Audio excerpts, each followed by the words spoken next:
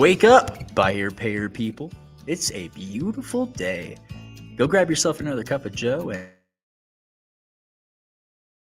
and say hello to Jim and Michelle Rhodes on the Buy Here Pay Here Morning Show.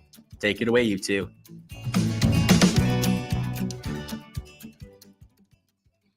Hey, good morning, everyone. It's only Jim this morning. Michelle and I are in two different states. I'm visiting family back in Oklahoma, and Michelle's back in Florida with a friend. And so we're going to talk about some business matters this morning. Boy, over the last few days, we had some interesting dialogue on the BHPH success group about inventory turn rates and some of the I'll call it confusion around that, and maybe the possibilities around inventory turn rate. And this is an area that is of particular interest to me because not very many of you probably know that I was in the retail and sporting goods business, even was a partner in a pawn shop when I was 24 years old. So my early career of entrepreneurship really, predated the car business. And so a lot of what I know about inventory turn, I learned back in those retail days, and of course carried that into my franchise experience, which is just a couple of years. And I was a salesperson and later a sales manager, and had limited influence over the rate at which inventory turned. But when I stepped into consulting in 2000, first of all, I stepped into Buy Here Pay Here in '97, and then stepped into consulting in 2000. And so from that time, I've been looking at numbers from dealers all over the country, and of course been visiting dealers in lots of places, and you have a chance to observe things when you do that. And I certainly see rate of inventory return varying a lot. And I wanted to dig into the subject today, partly because I need to give a long answer probably to a couple of the dealers in the group, and I promised an answer to Gregory Gavon. I hope I'm saying your name right, in Michigan. So I wanted to actually have a chance to talk about your question. And it's an opportunity because we've always got dealers that are, Michelle and I specialize in launch packages, starting dealers that are brand new. And we were always working with new dealers and trying to help them better visualize this matter of rate of inventory turn. How fast can I expect my inventory to turn in Buy Here, Pay Here? And that becomes even more true when people are coming out of the franchise space or independent retail, because they have a certain expectation around rate of inventory turn. And we just are different, or we can be different and Buy Here, Pay Here if we will take advantage of the differences. So, one of the most fundamental things for me that's different in Buy Here, Pay Here has a lot to do with selection and kind of the situation our customers are in when they come shopping. It's not like we're dealing with a customer who's got a high credit score and high income, and they're definitely looking for something with sunroof and leather or a certain engine, or they're waiting for a certain color. The customers that we finance in Buy Here, Pay Here, obviously they're not as inventory focused, right? We can spend the entire session today talking about just how inventory might vary, and how the sales process might vary, and maybe customer expectations. I mean, some of those things are not exactly knowable. I mean, we can try to analyze some of that, but the reality is we can generally say that customers who are shopping in Buy Here, Pay Here are shopping financing more so than a car, and they need help with financing because frankly, they're going to need our help with financing in order to make that purchase. Now, look, I say those things, I hear that coming out of my mouth, and I recognize that some of you in larger markets, you are in a very competitive market. It does become about cars, and the customer has more, maybe options in terms of where they buy. But I will say that more often, I probably, as much as I see that, I see dealers that are making it about inventory when the consumer is not. Okay. So, I want to be careful about the way I say that, because I don't mean to sound like it's an indictment of anybody. It's just that sometimes, we kind of create this large inventory thinking the customer needs selection. And it's been my experience that often a larger inventory can complicate the sales process. We give the customer more options. It sometimes makes it more difficult or, especially new salespeople, to navigate the sales process and help, you know, to get, um, to get landed on the right car. So if we think about a real simple sales process, smaller inventory, and by the way, I think we'd all agree a smaller inventory is easier to manage, so, and some of us are running small inventory now because of demands of, high cost of cars and we can't find enough. So we're kind of forced into that. It wasn't necessarily by choice, but either way, I would say smaller inventory is typically going to be easier to manage. And so if we've got the right selection within that inventory and our customers being attracted based on financing and they need some help with financing, they like us and like doing business with us, then probably they could find a car within our inventory that would meet their needs. And that's really a key fundamental thing that we have to talk about when it comes to the rate at which inventory turns in buy here, pay here, because man, we've just got a ton of things that are different about what we do, and there's tons of factors that affect the pace at which we turn our inventory.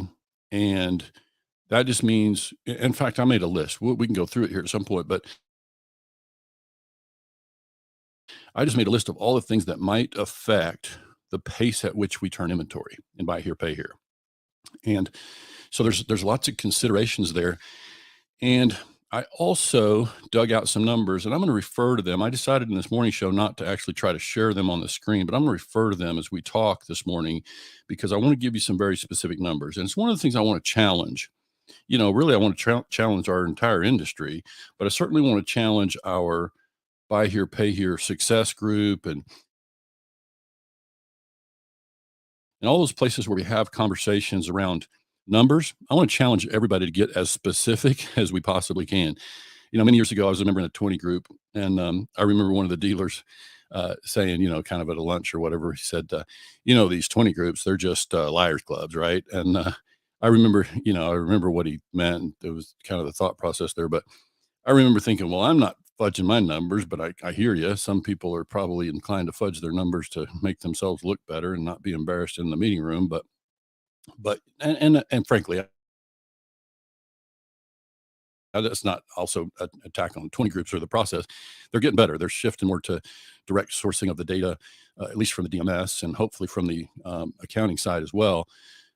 But it used to be that, mostly we submitted our own numbers, jump on a website and push the numbers in. And so there was that. And that just means that we need to get very specific and make sure our numbers are comparative.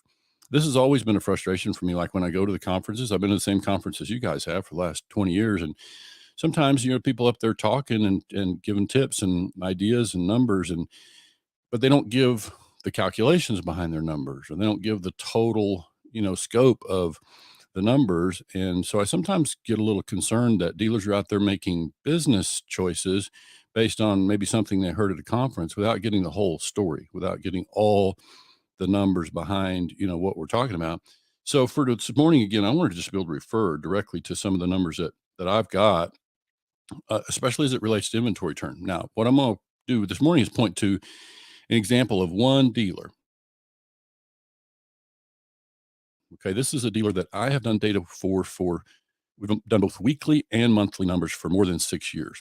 Okay, now I won't say who the dealer is. Will say they're in the eastern half of the country, but because I'm going to give you very specific numbers. And by the way, when this is over, I'll take these actual numbers in the spreadsheet and I'm going to go ahead and just record just as soon as we wrap up here. I'm going to create a video so I can do a screen share and take you through the actual spreadsheet that I'm referring to this morning, because I just think it's that important that we see numbers, that you can see the source numbers behind what I'm talking about, and get a better feel for what's possible. Now, again, this is just one dealer, and there's a lot of things to understand about their operation, but I will tell you that one of the questions that came up in the discussion on Facebook was, what about titles? How do you stay out of compliance problems if you're turning cars without a title? What I can tell you about this particular dealer is they're high integrity. Like, we don't have a problem with this particular dealer in that regard. And I'll also share with you about this dealer that they come from, a finance background, not necessarily a car background. And so they've been open about 10 years and have a good sized business. So let me just take you some actual numbers. So we started doing sales and inventory numbers for this particular client 2 months short of 5 years ago. So was that 58 months of data that I'm going to be referring to here as I talk about these things. So 2 sales locations, small inventory, got a distribution slash recon center in kind of the hub of their business, but they've always had 2 small locations since I've known them, and they turn inventory at a really good clip. And again, they're not they're they're holding titles, or they're holding cars until titles are available. Okay, so what you've got then is one location across, again, 58 months worth of data. They average, this is a number from the close of each month. They average at the close of the month 13 units on the lot at location number 1. Location number 2 averages 16 units on the lot. Again, average across 58 months. Now, the recon center averages 111 cars in the center. Now, that will be trades, repos, incoming, cars in the conditioning pipeline. So that's everything. But I'll just go ahead and jump to, because I know you're dying to know what their sales rate is. So you're talking about an inventory size of 29 cars at the close of the month on average between the 2 sales locations. Now that's on the ground again, and they average 92 sales a month, or have across these 58 months. Now they had a dip in COVID, like most dealers did, but that was the first time, frankly, that I had seen them, and all the time I've known them, that their inventory, or sorry, that their pace of sales had any kind of real change. They were very consistently in the 85 to 105 sales a month range. And just, this is strictly buy here, pay here. They do, I've got it here, so some of you will ask. They do virtually no retail cash business. They average, let me find it.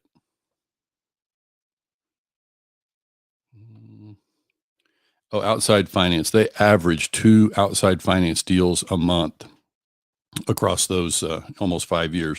So it's really, you can nearly say 100% buy here, pay here. But this is kind of the information I wanted to be able to refer to is, when you think about a dealer that's just putting on the lot, and by the way, when we measure these things, there's different ways to measure it. I just would make sure that when we're talking to people, let's make sure exactly how they're measuring whatever numbers they're giving us.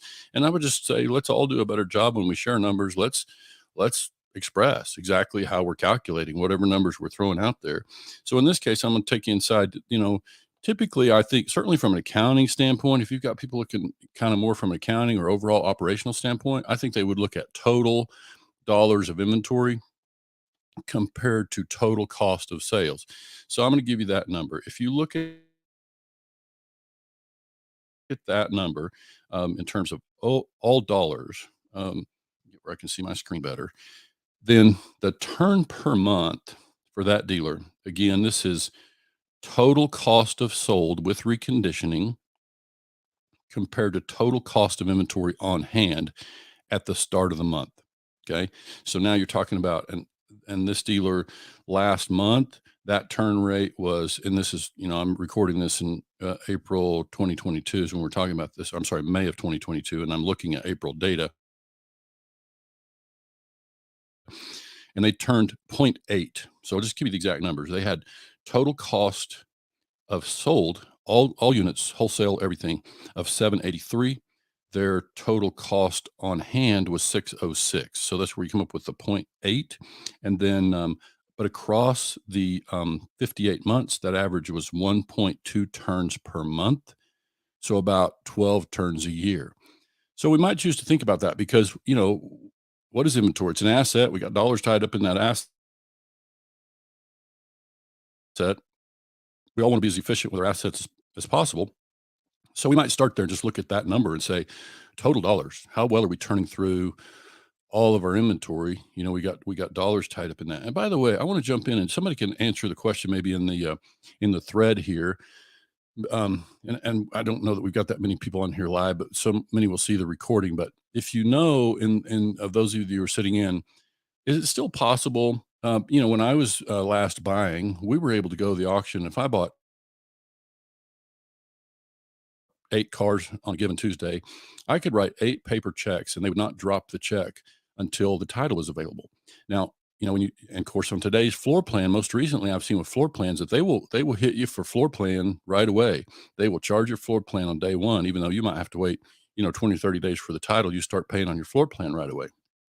So that just means, that's tough on us, right? We got the money, we're already spending the money to have the possession of the car, but we shouldn't yet sell it without possession of the title, without certainly some complications. And so that means that, I want to understand. So answer for me, can we still do that? Can we still write paper checks and have them not drop you tell me at your auction, are you able to do that? Is anybody doing that? Because that obviously helps us to not actually have cash tied up in the car until the title is available, which was always the best scenario for me in the businesses I owned or managed. So now let's look at some other numbers here. Let's look at units instead of dollars of all units. If I look at that number on that basis, that number last month, by the way, in units was also a 0.8 turn rate. And the average across the 58 months is 1.1. Okay. So again, I'm going to share all this. You can I'll just put the YouTube link in the comments for this morning's broadcast. So you can find it there, and I'll take you through this actual spreadsheet and some of the graphs that we do around that. But mostly I just wanted to have a chance to, get as specific as possible when we talk about rate of inventory turn, because it's important for us to, we're out there educating and talking to other dealers, and we're trying to obviously help folks to, be as successful with their operation as they can be. And I think one of the keys to getting there is just, being specific, being transparent, and giving people real information so they can make their own business decisions. And certainly in Buy Here, Pay Here, we don't all choose the same business path. And some of the things I wrote down here in terms of, things that might affect our rate of inventory turn, some of those things are business choices. I always share the story about, and if anybody knows a guy named Joe Troja, I haven't spoken to him in years, but I believe his name is spelled Troja. But if we know him, I would be interested in saying hello to him again, because I've shared over the 20 plus years ago since I met him, I've shared a story about a conversation I had with him standing on his lot in Joliet, Illinois, as a young consultant. And I just popped in to say hello and knew he was one of our clients back then on a data program. And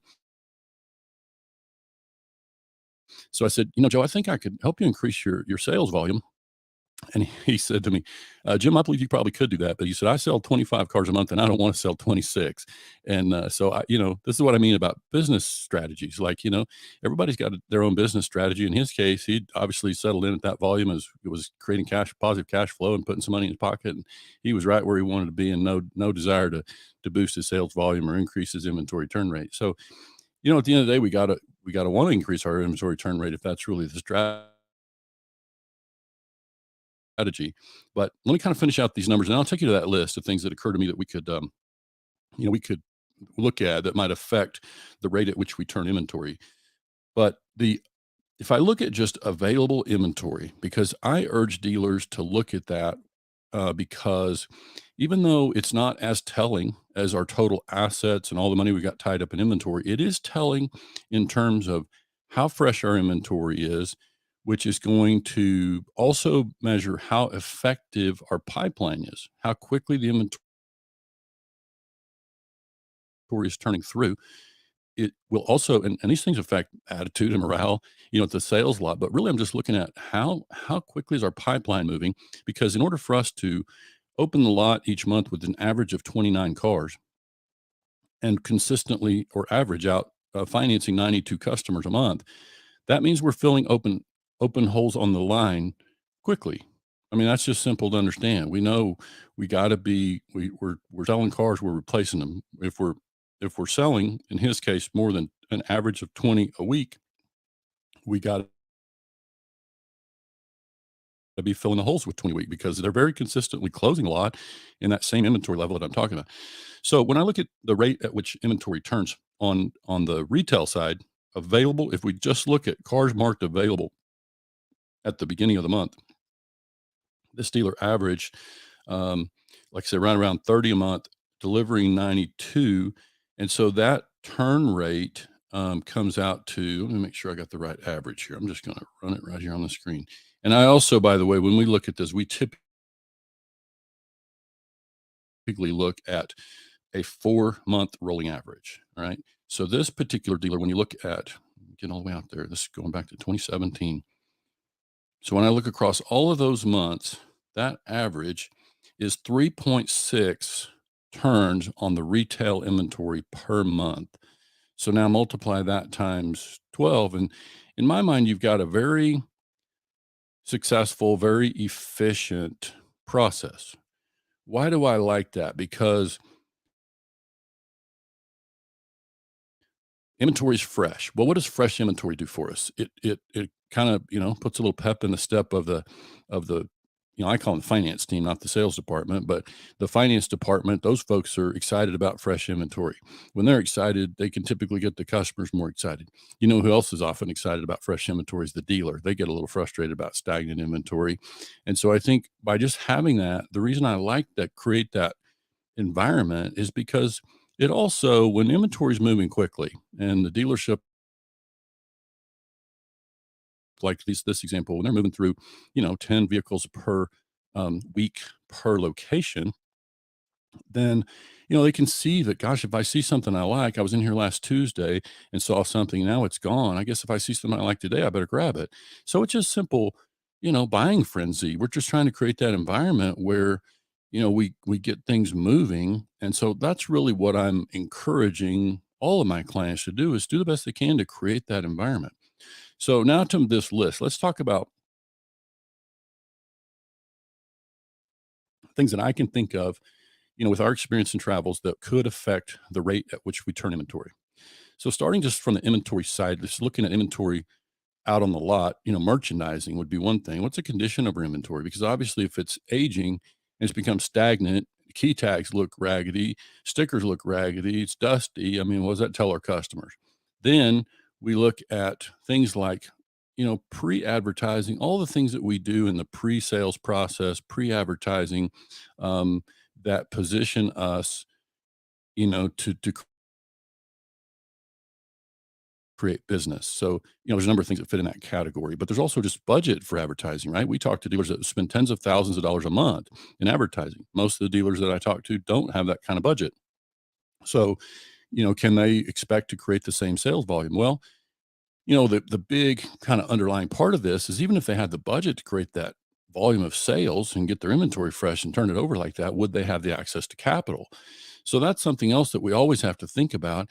When the question came out about, what kind of sales volume should I anticipate, per person on an inventory size? Well, to me, that would be mostly driven by access to capital, because it's not a question of size of the inventory at the start of the month or average inventory. It's how quickly can you replace it? How much buy here, pay your volume are you prepared to do? Or are you like, the dealer Joe in Illinois, who is where they want to be? So, we could make the stickers nice and the key tags all fresh, but if that's all the sales we're prepared to do and that's all the advertising we're prepared to do, then there's probably not going to be a lot we can do to impact sales volume. So this is one of the key things. It's business model, it's business practices. What do we want to do and what are we prepared to do? But if we're prepared to do more and we're not getting our inventory fresh, then I want to just kind of have a chance today to take us through some of the things that would potentially impact, our ability to turn volume. So let's talk about the condition of the cars, like I say, on the lot. How quickly can we handle our conditioning? How effective is our reconditioning? Are we measuring, customer success with test drives? Are we getting, are people turning away because they didn't like the condition of the car? Maybe they didn't tell us at the time that that's why they're leaving, but in reality, they weren't satisfied with the condition of the inventory that we have out there, and what we offered them, at a certain down payment or price, whatever. So that's another thing. Pricing practices, the actual selling price. How you do that. We could obviously spend another entire, conversation on that alone. And then down payment pricing strategy. How do we ask customers for down payment, and how is that affecting the rate at which we turn inventory? I've said to dealers over the years that I often think about down payment in buy here pay here is kind of like the knob on a or the big wheel on a ship. If you're going to turn your sales volume, typically down payment is where you would start turning that knob. I think most of us understand if we reduce down payment, we're probably going to increase sales. And, certainly more people can gain access to the financing when we reduce the down payment. If we start running the down payments up, we can certainly stunt sales. And I've known of dealers to do that, to manage their pace of sales, to actually start to increase down payments in order to kind of slow the sales volume because of capital consumption. So, these are all things that can affect the rate at which we move inventory. What about our team? What's their attitude and the morale? Maybe that's affected by how stagnant our inventory is. What's their training level? And how consistent are we on our sales process? This is certainly something that we look at pretty heavily because we like to see a very consistent sales process, because all the other things we have to look at and making a judgment about our closing ratios and those kind of things, you really have to start from a place of having a consistent sales process in order to be able to sort of scratch that off the list, eliminate that as a possibility. And that takes some effort. You got to really be consistent in the way that you do things so that you can look elsewhere when sales take a turn. And then, a big one for me from a management standpoint is, what is our aging policy? If I just assume that you've got access to funds, you can hold cars in the pipeline, you can replace the cars as you sell, and if you had a chance to triple your buy here, pay your volume next month, you could do that. Then one of the things I would look at in terms of freshness and how to create that environment would be aging policy.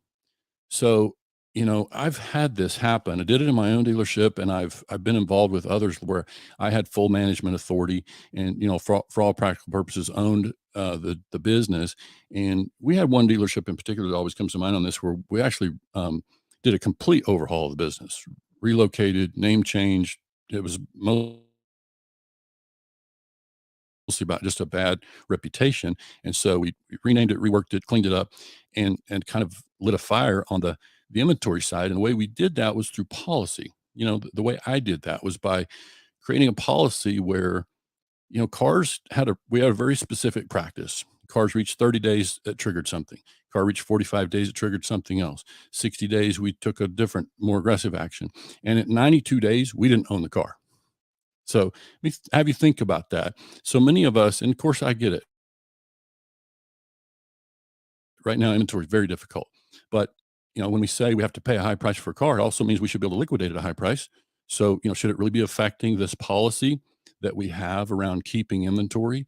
We hope it's improving. And look, we get it. You guys are out there making those decisions all the time. But I'm simply saying, if we have a hard and fast policy and we enforce it, then that alone can begin to get inventory fresh. And that can affect all these things that we've been talking about in terms of how we, create that environment where inventory's fresh, attitudes are improved, customers are acting faster. All these kind of things can be a factor in all that. So again, it has a lot to do with appetite for growth. It's access to capital. Dealers will talk about, and I've heard this in entrepreneurship outside of buy here, pay here, but the reality is when you say, I don't have the bandwidth to create more sales. Well, okay, so what do you mean by bandwidth? You don't have the inventory to create more sales. You don't have the staffing to create more sales. Those things are a function of capital. So, and that's not just true in buy here, pay here. You can create more bandwidth with more capital. You can hire more people, and I know I say that, and everybody's having a struggle hiring good people. But if you have enough capital, you can pay them what you have to pay them to get people, right? So it's really becomes more a question of capital. So I know this is a really wide, long explanation, when it comes to these questions at hand, but it's a subject that is something we all need to make sure we grasp it, that we know what's possible in terms of inventory turn rate, because we're all out there making judgments, about how we want to grow and what we want to do with our buy here, pay here business. So, and then, like I say, for me, I'm just going to be as transparent with numbers as I possibly can. I'm going to ask as many of you to join me in that as you possibly can, because I think that's how we get better, when we can all see the real stuff. then you can make a decision. Dealer one may not make the same decision based on that data that dealer two will, but at least they've got real data, real information to make a judgment on. So again, I'll wrap it up there. I think what we'd like to do is, as soon as I wrap, I'll go ahead and produce that video that can go to YouTube, and I'll add the link today. Shouldn't take but an hour or so. Have as long as it gets published to YouTube, we'll get it shared today, and you'll be able to refer to that, as an add-on to this conversation. But yeah, we certainly hope you enjoy and value what we're talking about. We're probably going to carry this in a way into the conversations for the rest of the week. And for those of you that are on the line live, I would ask you to just throw your comments in there or message me in between sessions if you have something to add to this conversation. I'd love to have you on the show. So let's talk about that. If you have experience with this and you're prepared to be transparent about whatever numbers we're going to talk about, then I would welcome you to join me on the show, and we can talk about it further, because we certainly want to bring dealers and very real conversations to this show. And I hope you're enjoying the show. Please, add your comments. We're still obviously new with this, and we want to gauge the level of interest, and we're going to obviously try to gauge whether 3 days a week makes sense. We know you're busy on a Monday, and we know some of you are maybe starting late. I hope you were able to get out and see that blood moon, that lunar eclipse last night. I was able to see it from the backyard here with family in Oklahoma. It was fantastic. So, maybe you get a little later start, and Mondays are always Mondays. So we don't necessarily expect a lot of you to be on with us live on a Monday morning, but for those of you who catch the broadcast, please, if you have something to add, throw it in the comments there once this thing posts in the group. And then, like I say, if you would like to be on the show, reach out to me, and we'll be happy to talk about adding you to the conversation. So again, thanks for tuning in. We'll wrap it up there, and look for everybody to have an excellent week. And by all means, reach out if I can help in any way.